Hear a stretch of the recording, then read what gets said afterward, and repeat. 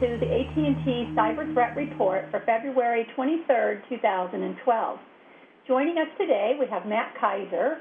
Matt, he's a security analyst specializing in multiple branches of our analyst activities. Welcome, Matt. And what are you going to be talking about today? Hi, Nancy. I'm going to be talking about a new variant of the Zeus Trojan that Symantec has reported on that has some very interesting changes and some big implications for analysis of these botnets. Great, great. And we have John Hogoboom, and John is a lead security analyst and innovator. Welcome, John, and what are you going to be talking about? Hey, Nancy. Today I'm going to cover the kinds of trends we're seeing in our spam analysis and the types of malware we're finding in those areas. And I'm also going to cover the internet weather in Brian's place, who usually covers it. So we'll go over some things we're seeing there and touch on some of the highlights that we're seeing. Great, great. And I'm Nancy Grover, and I'm going to be talking about some orphaned bots. These are over 400,000 bots that will become orphaned as a result of the FBI taking down some temporary DNS servers. And so anyway, we'll talk about that in just a bit. I just want to remind everybody that if you have any questions or feedback about our show, you are welcome to contact us at cyberthreat@list.att.com. That shows up on the screen there for you as well if you happen to be watching this and not just listening.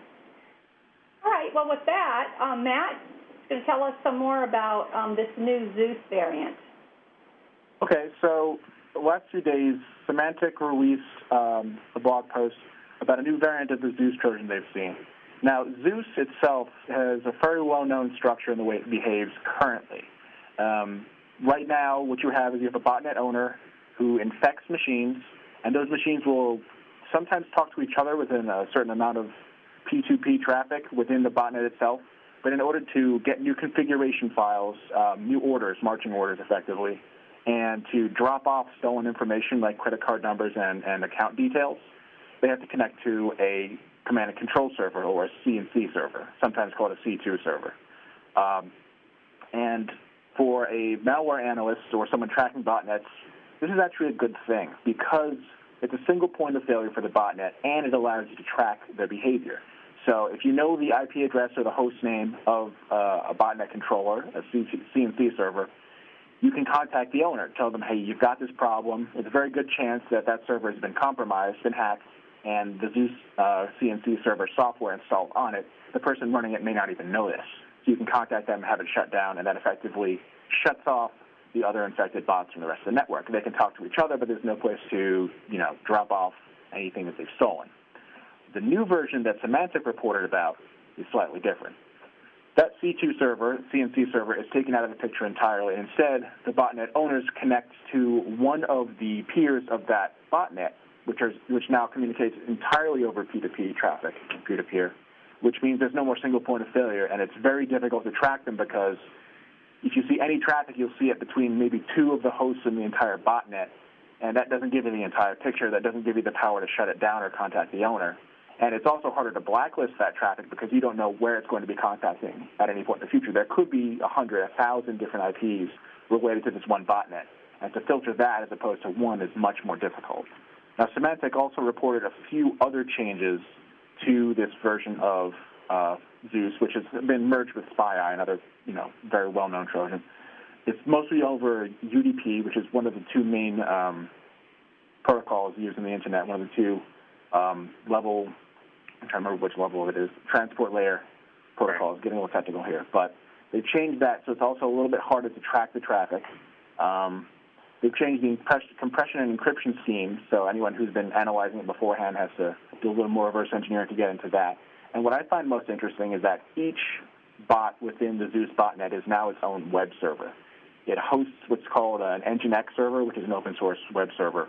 And each one of them is a web server, and the bots will connect to each other over HTTP for certain traffic as well. And that's pretty interesting to me because I think it changes the way that the botnet will operate. A lot of people's computers that are infected, bots, are behind a firewall or a home router with NAT, and it makes them very difficult things to connect into. So I'm not really sure how that's going to affect the entire ecosystem of Zeus because now you've got to worry a little bit more about, if you're a botnet owner, how to actually reach anybody, because web servers don't connect out. People only connect into them. I was wondering if John or Nancy had any thoughts on that. So, yeah, I think this has been an evolving thing here. You know, the Zeus source code was leaked some time ago, sometime last year, and we've seen little changes here and there from people rolling their own version, so to speak. I seem to remember that they added some of this peer-to-peer control in maybe a month or two ago. I can't remember exactly when, but it wasn't all the way through. Is that right? That's right. And so I haven't this one yet either, but is it all the way through such that the drop server activity and the command and control are all peer-to-peer? Do you know? There's no drop server anymore. That's the main thing, is that. Oh, so they're sharing the harvested account information via the peer-to-peer network somehow, I guess? Yep, and a botnet owner will connect into one of those peers and collect it from there. Okay. So I guess with this, there's going to have to be some kind of bootstrap, right? So we need some kind of bootstrap configuration file that has a seed list of peers that you can initially connect to. Otherwise, how are you going to find peer one in the situation? I'm sure that they're doing something like that. We've seen other ones that do similar behavior to that. I can't remember which ones, but Storm, infamously from many, many years ago, was one of the first peer-to-peer botnets that basically operated that way. So I'm assuming that's what they're doing here. It's smart.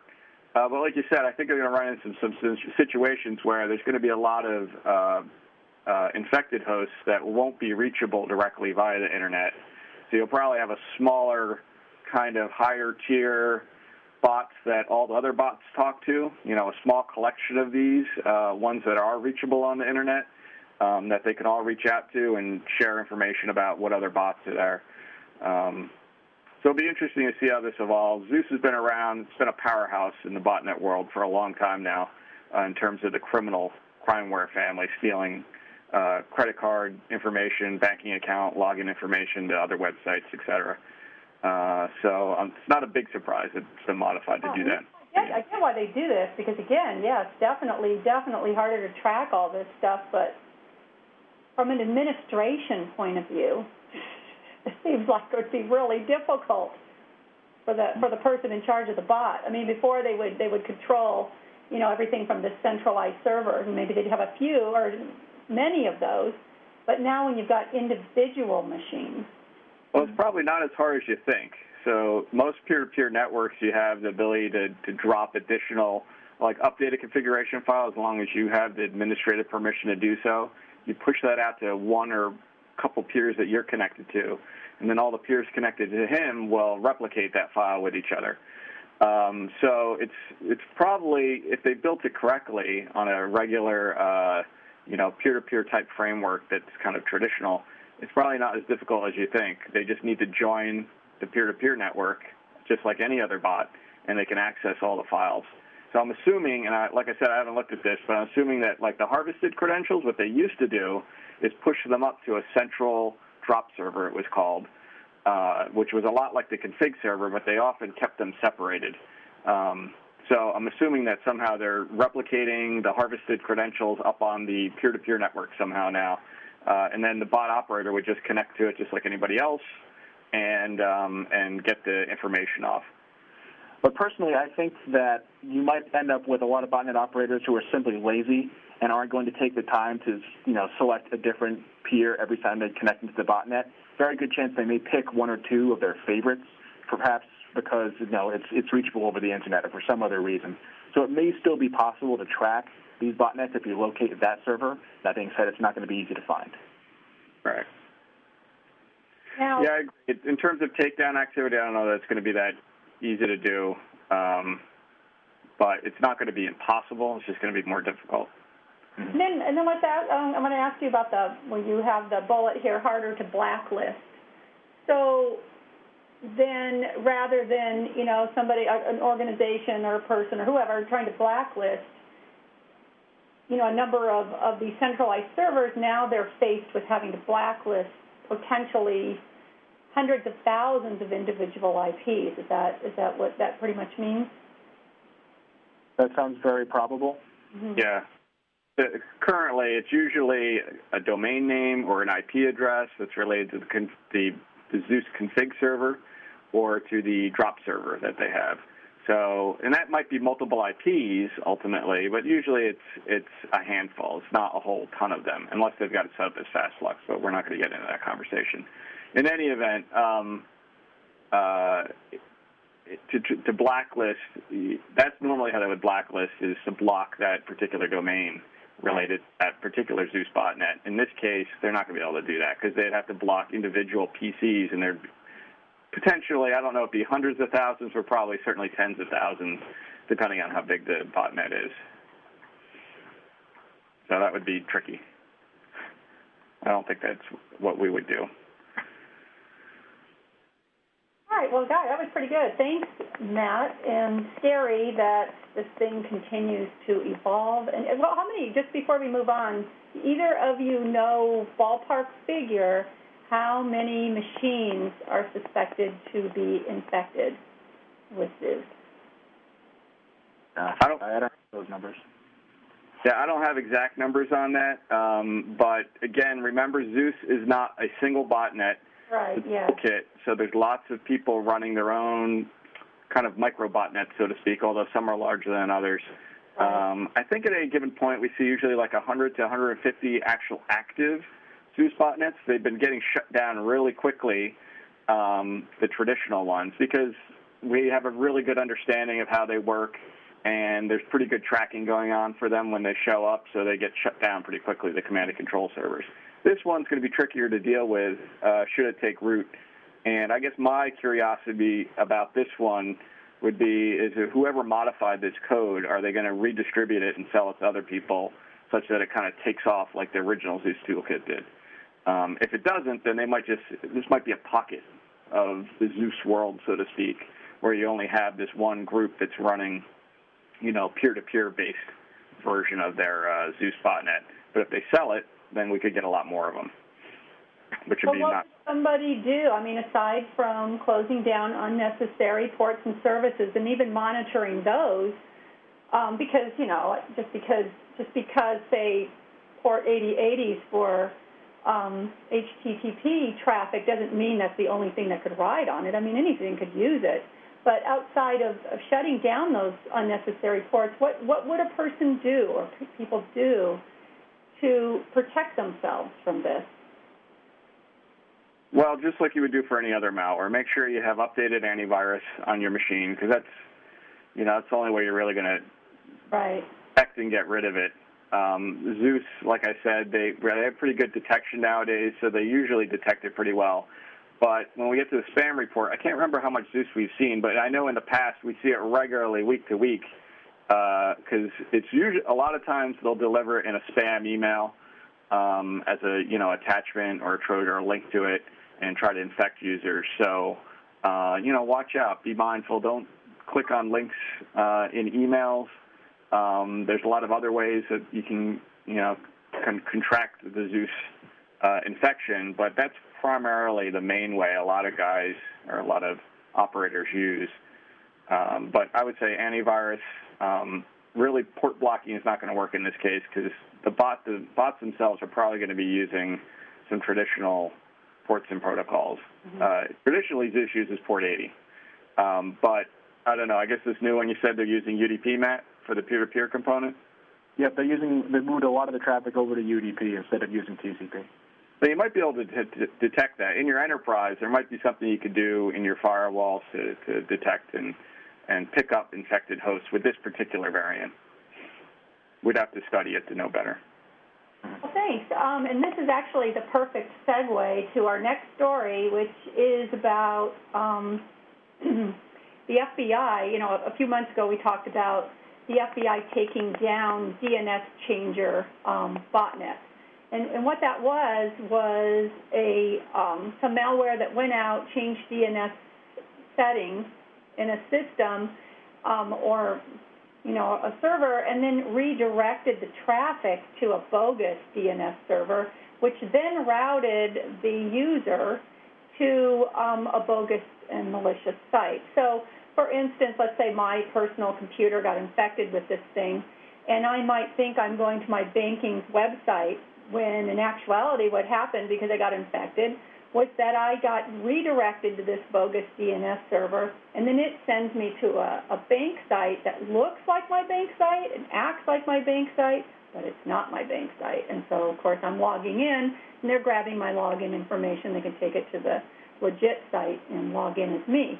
So the FBI took this thing down, and what they did to prevent this massive Internet blackout that might have occurred because so many machines were infected was they put up some temporary DNS servers in place of these bogus, DNS servers in place of these bogus ones, and that would, of course, route things appropriately.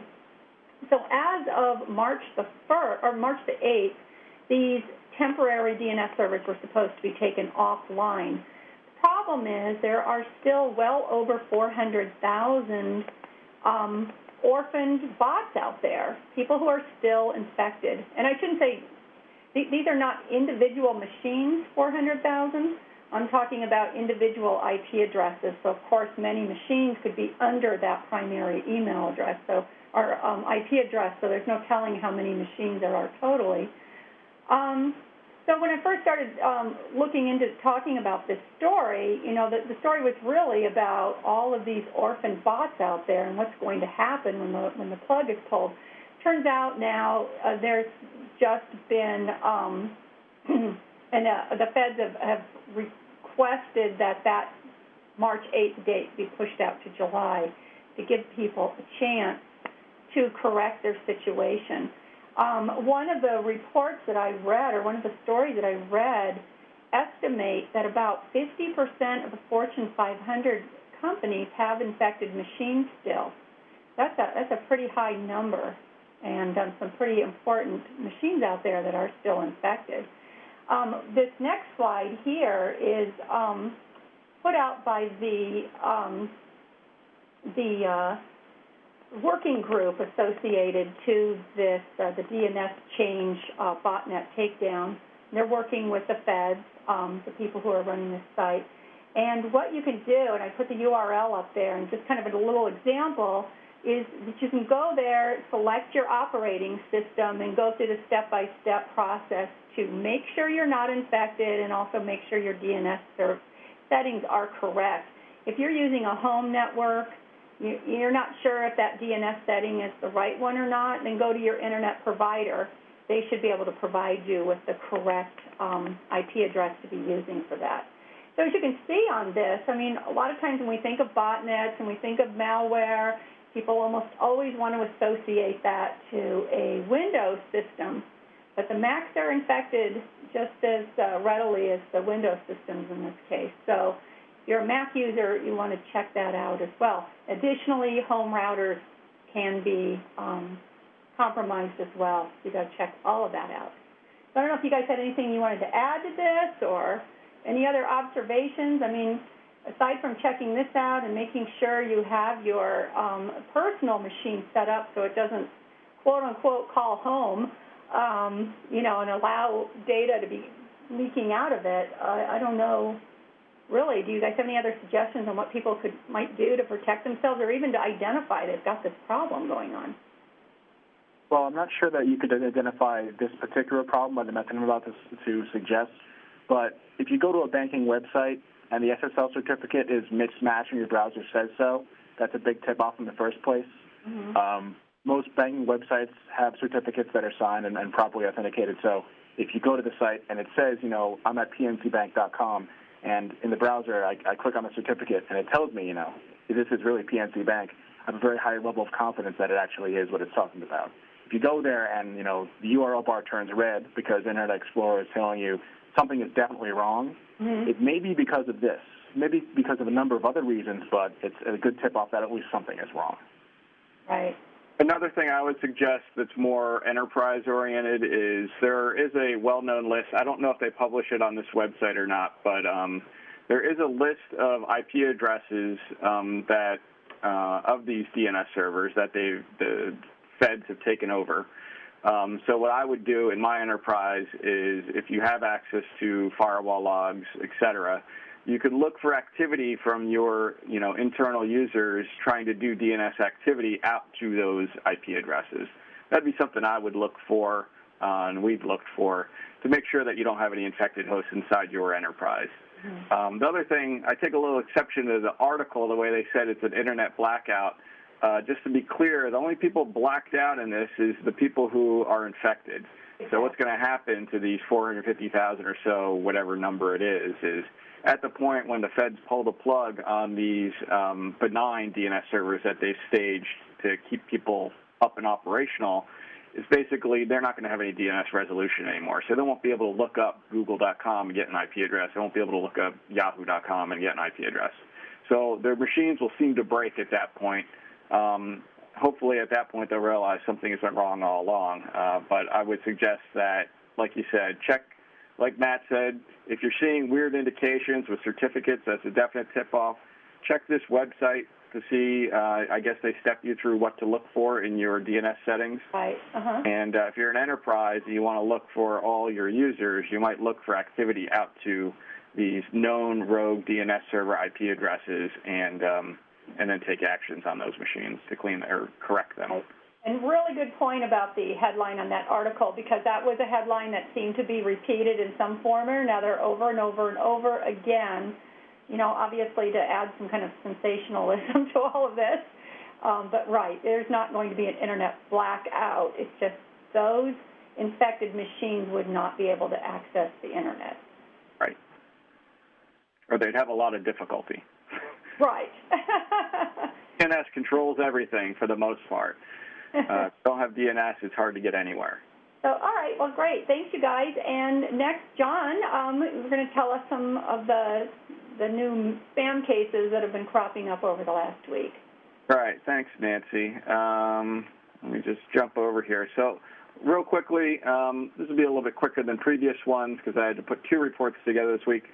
But for the most part, we're seeing about the same amounts of spam that we've seen in previous weeks, in previous reports. And what we've been seeing a lot of, and I'm going to kind of point these out, is we've been seeing a lot more PDFs than usual. So I want to mention that a little bit. And the other types of attachments I'd be concerned about are the zip files as well, because they tend to carry, a lot of times these guys will bury executables inside a zip in hopes that it'll get through whatever kind of antivirus detection might be on your email gateways. And, of course, we see EXEs as well, which we always see, and then some of these other formats. Jumping forward, what we actually saw detected and blocked, we got a whole bunch of slew of new ones this past. Actually, we probably haven't done a report in a couple of weeks. But we're seeing some new trends here. Smoller, we had a boatload of Smoller spams come through in the past 7 days. And that's I'll tell you, what's that? That's 84% for that new guy? Yes. Well, he's not new. Smoller we've talked about before, but we just got a tremendous amount more than usual the past 7 days. We'll take a look at some of the subjects in a minute here, just so you're aware of what the subject headings are on those emails. Malscript is another one that we were seeing as the second most active, but still not anywhere near as smaller. I didn't get a chance to look at any of these Malscript ones, but I assume it's some sort of malicious scripting inside the payload. But I haven't seen this detection before either. A generic Trojan, MyTob, we've seen a lot before. The suspicious PDF JavaScript, we actually, like I said, we've been seeing a lot of these lately. I'm going to show you what we're seeing. I probably mentioned this before, that people should be cautious when they get a PDF file in their email. A lot of times people they know that zips and EXEs, et cetera, are known vectors to infect your machine, certainly an executable, but a lot of people don't necessarily assume that a PDF or an Excel or a Word document could be a vector to infect your machine, and they certainly can. So we're going to look at an example of that in a minute here with PDF. So we had a couple other ones. Trojan Horse, I didn't get a chance to look at this, or Trojan ADH. These are a couple of new ones that I hadn't seen in previous weeks, but we're picking them up. Malformed container violation was another one that's probably some kind of generic detection I need to take a closer look at. And some of these other ones we've seen before as well, like Akanta, Dromedon, fake antivirus. So these were all spams that had these various payloads of attachments in them with these types of detections. So in terms of, and this is a little bit not as beautiful as previous weeks, I kind of threw this together quickly. But in terms of what we've been seeing, this backdoor IRC bot, this is not in the order of most either. It's in the order of alphabetical or something, I think. But backdoor IRC bot, we're seeing, hey, how are you? For Dromedon, we're seeing you have received a gift card from Amazon as the subject line. These malformed container violations, I suspect they might be related to the suspicious PDF JavaScript ones as well, because they have some similar names in here for the subject line. So we're going to take a look at a few of these actually in a second. The Trojan horse, ACH payroll banking declined or canceled, which we've seen before. Let me see what else we have. More automated clearinghouse ones. Basically, they're saying a check you tried to cash failed for some reason. You need to contact us. Inside is a payload that it's got some attachment that if you open it, you're going to get infected. The malscript ones are all Hewlett-Packard OfficeJet in nature. I don't know why that is, but that's the subject line that they're doing in there. It's basically saying there's some kind of scan in there, and this is a trick they've been using a lot lately, just as an FYI. They like to send you a spam that looks like it's a scanned document, maybe from a fax or some kind of, scanner. So that kind of piques people's interest, and they're like, hey, what is this? I'm not supposed to get this. Let me see what kind of document this is. Maybe it's something, exciting. Well, in any event, it's not. It's going to infect your machine, so be careful. The smaller ones. John? What was that? Sorry. I was going to just say that I think the point of those is that it looks like it's coming from somewhere within an enterprise, because typically those are business machines. So if it looks like it's not coming from the outside network, but rather from somewhere inside, it's maybe more trusted. Right. That's good. That's a good point, too, especially if you happen to use that kind of hardware in your enterprise, then you might not even, it might not raise a flag for you. You might see that all the time in your email. While you're not talking about the list for just a second, I'm going to talk about the list. So you've mentioned many times over the last few months the FedEx and the UPS and those sort of emails. They're telling you have some sort of package or there's some error. Right. Those were not associated before. Who are those? What type of Trojan were those associated before? And now I see they're all associated with Smoller. Well, Smoller had a big FedEx campaign this week. And again, I should mention, as I always do, this is not really from FedEx. It's someone purporting to be from FedEx saying you had a problem receiving a package or delivering a package. Look at this email or look at this attachment to see what the problem was. We've seen Zeus use this, and point in fact, I didn't see any Zeus detections this past 7 days, which is interesting. But we've seen Zeus use this. We've seen Dromedon probably. A bunch of different ones use these campaigns. I would call it a campaign. So it changes from week to week what they decide to use as the company of interest. So we've seen UPS.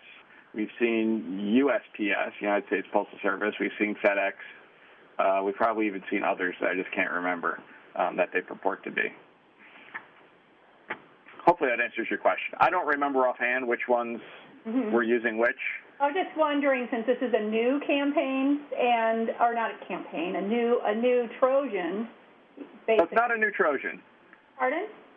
Smoller has been around for a long time. Oh, it's just that it got so huge. Okay, never mind. It just had a really big run this past 7 days where they sent a ton of them out. I can't remember the exact number, but I had pages and pages of subject lines, all of this nature, with different numbers here in the tracking numbers, et cetera, but lots of them. Guess I didn't recognize it since it got so huge. Right.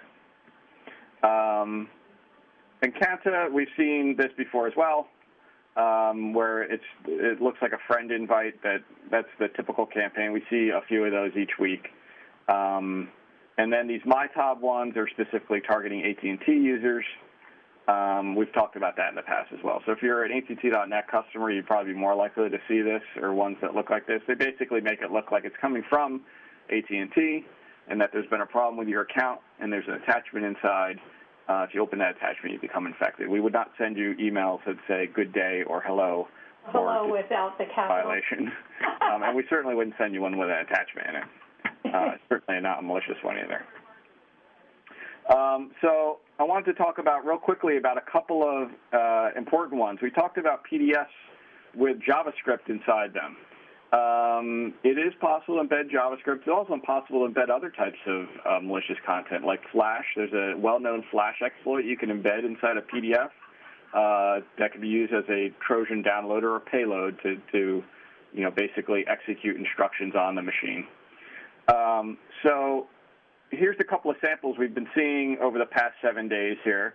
And it's really just an email, say like order number or useful doc with a number at the end. And inside, there's no body, there's no contents inside the email other than an attachment. And usually the attachments are 13K in size, 13 kilobytes, and they're just a number.pdf. If you happen to open this PDF up on your machine, and again, be careful when you get a PDF. I know a lot of people think that that's a fine, perfectly okay file format that's not executable, but it can be used as a vector to execute code. So when you open this one up, I looked at one, actually both of them I looked at. They do the same thing.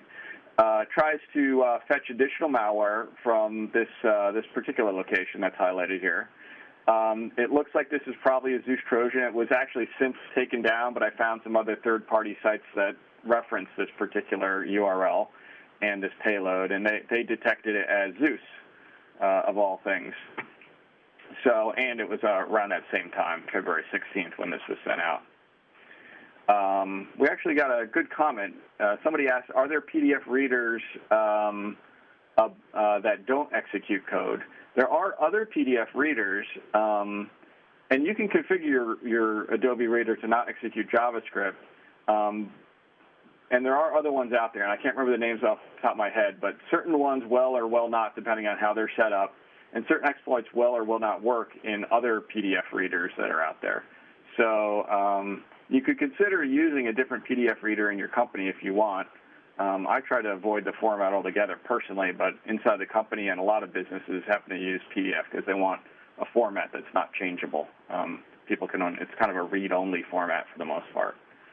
Right, it's interesting that it's read-only, but it has the ability to execute. Well, when I say read-only, I mean somebody can't go modify a Word document, you know what I mean? I know what you mean there. And if they have a PDF writer, but most people don't. Right. So I know about the whole JavaScript thing, disable JavaScript, so that a lot of these programs can't get set off, but is there anything else, mitigation-wise, aside from that? That's the only thing I'm aware of. That's not the only thing I know, but there are other methods. Like I said, I know that there are cases where you can embed a Flash object inside a PDF, and I don't think that that's done via JavaScript for triggering, although I'm not really sure. The Chinese are great at this. They have a lot of exploit vectors, zero-day type vectors for PDF, for a lot of the Office formats that they don't kind of share with anybody else, but we see a lot of payloads come out that way. So in any event, just be careful. And one other one I wanted to point out that wasn't on our list is we had a big run of e-greeting spam the past 7 days. This is not an attachment, but it is an email that has a link embedded inside or in the body. And this is a very common, I think everybody's probably aware not to fall for this trick. But it probably around around the Valentine's Day and afterwards, we're seeing more and more of this. So people might be fooled into opening, a electronic greeting card thinking it's some type of Valentine's Day wish. In any event, this one doesn't even say Valentine's Day. But what it does say is you have received a Hallmark e-card, and in here will be a link, or it looks like a link, pointing back to hallmark.uk, which I believe is an actual United Kingdom Hallmark URL. But if you actually mouse over it, they're doing a little trick there. It's just text, and the link actually points to this other location where there's an executable. And if you download and analyze that, not that I recommend you do that, don't click on links like this, but I did to go take a look at what is actually in there. It's definitely a virus. I don't remember the exact one it was. A lot of people detected it as different ones. The text is too small for me to see, but it was pretty well detected at the time. So, but just be careful about these types of things. I'm just basically pointing it out because we saw a lot of them come through the system. And that is all I had on the spam stuff. If you want, I'll switch over to the internet weather stuff that we're seeing, unless somebody has questions. No, I'm just can see how this Hallmark one would be dangerous just by the use of the name Hallmark. People will trust it. Right. They try to, just like the just FedEx like or any service. They try to use services that we've seen Amazon get used a lot in campaigns as well. People that might actually, they use a lot of services that people typically will get emails from, legitimate ones, but they're formatted in such a way that's not really legitimate looking usually. So let's go to the Internet Weather Report. So I'm going to take a little bit different spin on this week. We're going to kind of look at the most probe ports and most active based on sources and by probes, and then we'll kind of take a look at some in particular instead of looking at a whole boatload of them. No real big changes here. For the most part, we're seeing in terms of the most number of probes. So keep in mind, this doesn't have to be a lot of people doing it. It just means that there's more probes on the network that we see towards these particular source ports. And point in fact, we've seen a few of these that are way up here in terms of volume are only by a very small number of users scanning them, or whatever, actors out there scanning them. So 445 TCP is probably remnant configure infections, scanning for more vulnerable machines. There are more than just configure. A lot of people have implemented that into their code, as you're familiar probably. I think it's MSO 8067 possibly is the one that configure was exploiting. It's basically a worm, and it would go out and find other hosts to infect via that vector. Although maybe it's not 08067, it might be a different one. 1433 TCP, that is Microsoft SQL Server. So this could be a lot of things, but just keep in mind, we know that, and I should point out, we see 3306 as well up here, which is MySQL Server. So we do notice that there's a lot of activity for scanning of SQL servers. This may be to try to get into them.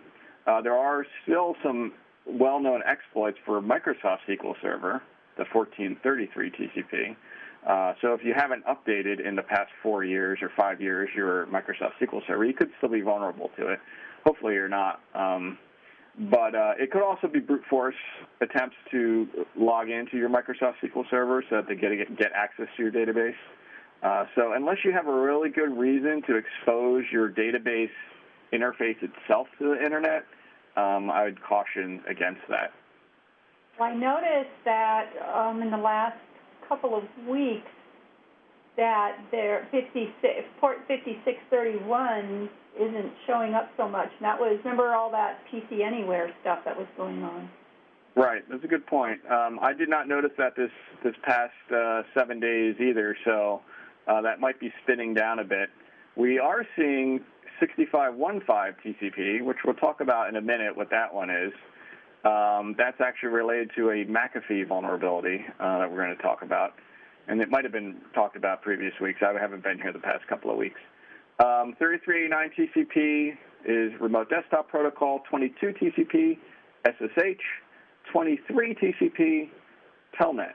All three of those are methods to get remote access to your machines. So these are ones that are heavily scanned. They probably take up a quarter of the chart in terms of volume, and that's because a lot of guys who are doing this, malicious actors, they're scanning to find more machines that they can brute force their way into. We know that there's a lot of activity with 3389 to brute force remote desktop service. That's a great one that they love to target because it gives them complete access to the machine. 22, Telnet and SSH gives, a a lower level type of access, but they can still do a lot of things with the machine once they get in there. But most of those are Linux-type machines and whatnot. 123 UDP is not security relevant. That's just the network time protocol. We see a lot of that show up. And 80 TCP could be any reason. We know that they scan, it could be a little bit false positive in there, but there's also some scanning activity that occurs with 80 TCP to search for machines that might be vulnerable to a lot of well-known, web vulnerabilities. There's lots of toolkits out there you can run that will scan the internet, try to connect to the web server with a bunch of different URLs to see if it's vulnerable to certain well-known vulnerabilities, depending on what packages might be installed on there. Sources, I'm not really going to go over this because basically the same thing, although the 445 TCP, there's a lot more sources doing that. Again, that's probably related to remnant configure. There's probably at least 1 million plus of these still out there on the internet. We're seeing a lot of scanning on Telnet, which is kind of interesting, but there are a lot of botnets that use Telnet as a vector. So there are ones that will scan for your home embedded router or your home router type devices. A lot of those support Telnet. There's a bunch out there that they have scanned for, and then they can get in and kind of route your router, your home router, and then use that as a bot as opposed to your machine inside your network. So that could be some of that activity there.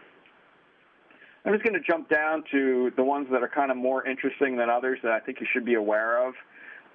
Notably, 6515 TCP. This is, we've been seeing activity on this for quite a while. It ramped up. Actually, it was higher than this level previous weeks. It went down, and it's gone up again since to an elevated level. What this is related to, I think I have a slide here. Also, I should mention, there's one source in China, a single source in China, that accounts for probably 99% of all of this scan traffic. I don't know if it's maybe 98%. I didn't do the exact math. But what they're really searching for are machines that are running this Microsoft SaaS endpoint protection software. So McAfee. So McAfee, in their SaaS endpoint protection software, they have a service in there called Rumor. And Rumor is a port that's open on the machine once you install this software, listening on port 6515 TCP. And it allows other McAfee agents that also have this software to kind of share information with each other about what they should be blocking or detecting. That's what's their Rumor service is. It's a peer-to-peer technology that allows all these machines on your network to kind of share information and distribute updates with each other. Well, someone figured out that when these ports are open, you can do some other things with them and basically use them as proxies. So they figured out a way to enable these devices as a proxy so that remotely I can, proxy traffic through these. Someone noticed back in January, and we actually noticed it as well, that there's been a lot more activity on this port 6515 TCP, but we didn't know at the time what it was. Now we kind of know from other people reporting and McAfee reporting this vulnerability as well. So if you have McAfee, it's software as a service, that's what this SaaS means, endpoint protection software installed, just make sure that you've updated. They've since patched it. I think they released a patch somewhere middle of last month, about a month ago. Make sure you're patched so that your machines aren't being used as a proxy. Oh, John, I found it interesting that you said this was from a single source, and then on that previous slide, we could see there was one day where, look at that one day. What is that, the 20th or so? Or maybe just part of the day. There's no activity. Right. So would the guy take the day off, or? It's possible. I didn't really go look at this particular day. Hopefully I'm circling it right for everybody. But you're right. There is a big dip in there. That may be where that one guy, because like I said, he does account, and that wouldn't be 98%, but you can see what I mean. If that is the case, he's accounting for the majority of the traffic, more so than most other people out there. So it's possible. that that's the case there. I didn't really go back and check that. And then just another quick question. So if the thought is that this person is maybe wanting to use this port as a proxy, for what? A proxy for what? Well, you could use it as a proxy to hide your traffic. So, okay. You know, if you go out on the internet, there's a lot of these proxy lists out on the internet. A lot of people that use them are in countries that aren't really crazy about allowing you to go to certain places. Right. Okay, I get that. China. So, you know, these proxy lists get used a lot by people in a lot of other countries. Even the U.S. uses them. Sometimes people just use them to obfuscate their traffic and hide where they're coming from. But it's also used heavily in China, who have, you know, they don't really want people to get to Facebook. Right. They block access to places like that. But having access to a proxy, that's not blocked, so I could go to the proxy and get to Facebook. Right. That makes perfect sense, being that this source is coming from there. So. Right. John, what I've heard is that the proxy lists that you see on the internet are mostly out of date, and people that find out that they're on these open proxy lists typically shut them down very quickly.